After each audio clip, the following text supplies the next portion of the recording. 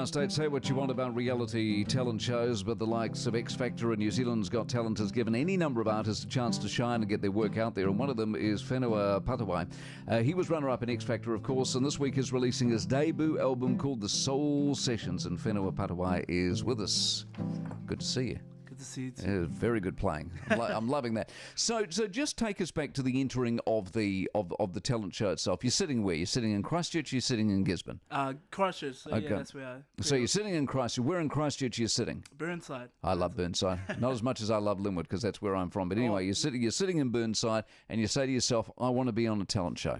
Yeah, pretty much, and like it just came at the right time. I was doing pretty much nothing, and I just thought, let's give it a crack. Did you sing? Did you perform? Had you been in front of people at all? I'd never really sung in front of anybody before, like I did on the show. It was just pretty much like cultural performances and stuff like that. So and had people at that point said, "You're good. You should go places. You should enter. You should, you're off. You're a star." It was my parents. It was my parents that really pushed me to do it because they thought I had it. So.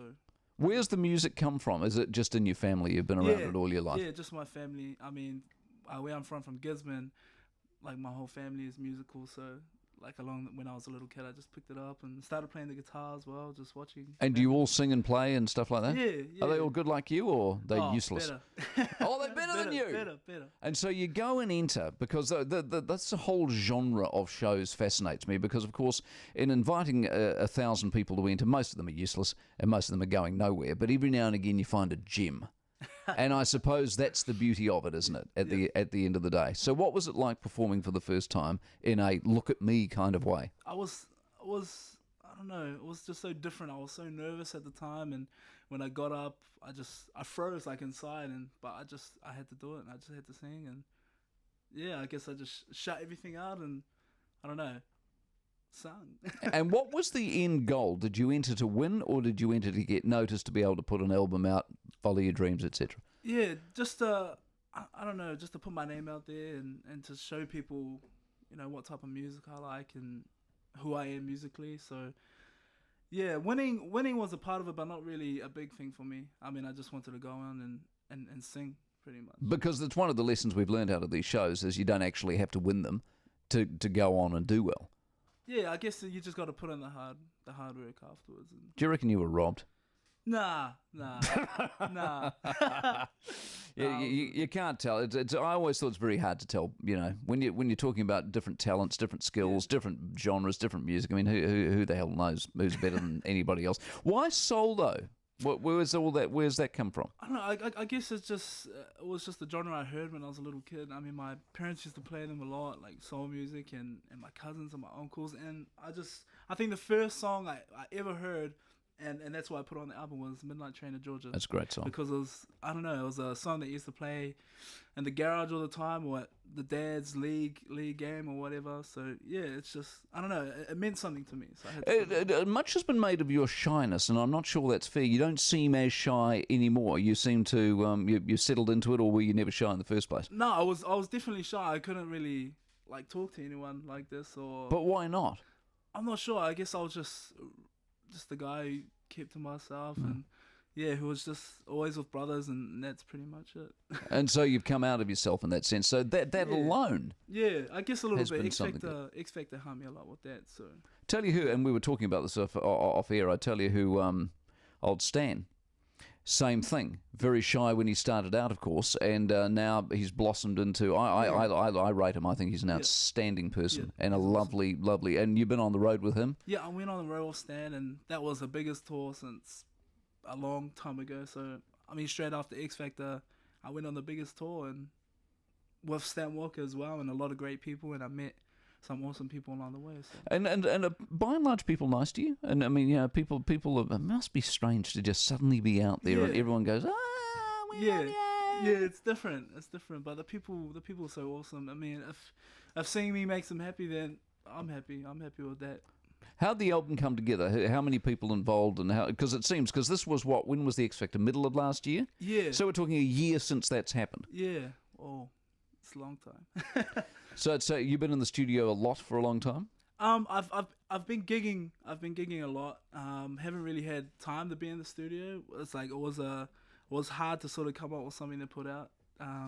you know, because we're so busy traveling up and down the country and stuff. So yeah, I mean, they had this idea of Sony. I had this idea of making a Soul Sessions album, and I was fully down with that. And yeah, we sort of just gave each other ideas of songs, and yeah, came together with the list. How'd you pick the songs? I picked my parents' favorite song, and I chose my favorite out of them. So Really? Yeah. And so your mum and dad will be happy with this. yeah, they're really happy. Have they heard it? And They've heard a few songs. I haven't really showed them the album.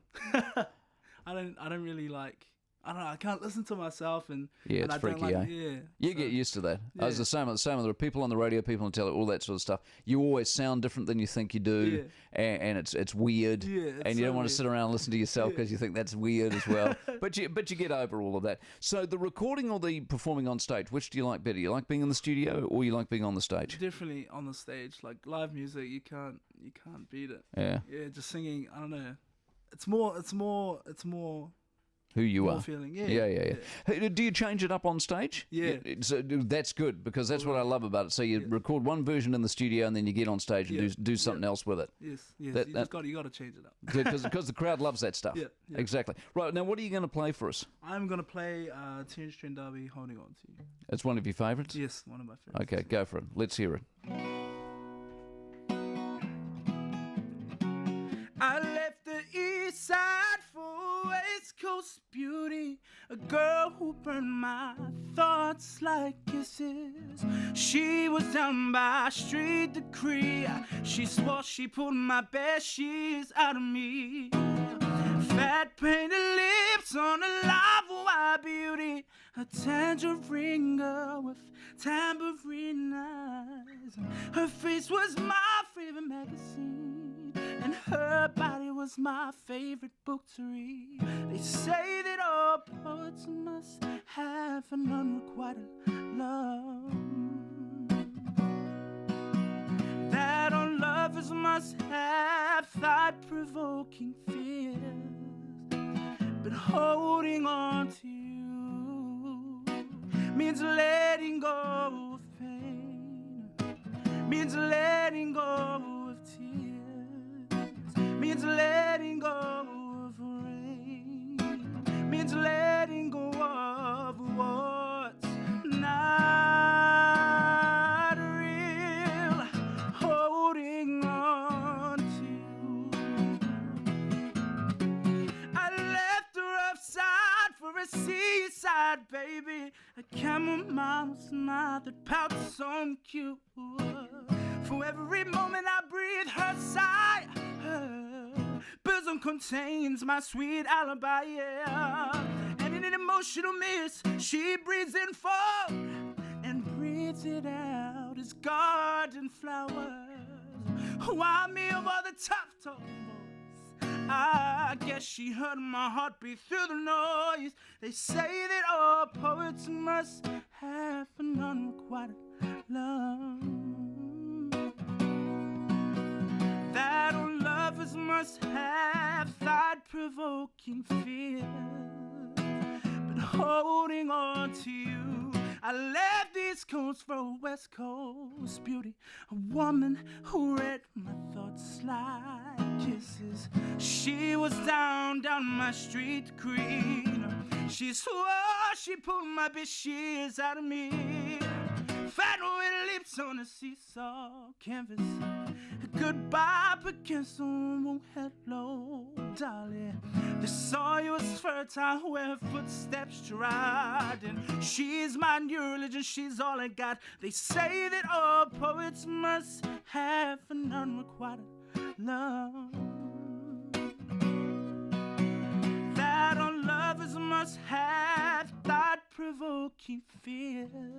But holding on to you means letting go of pain, means letting go of tears, means letting go of rain, means letting go of what's not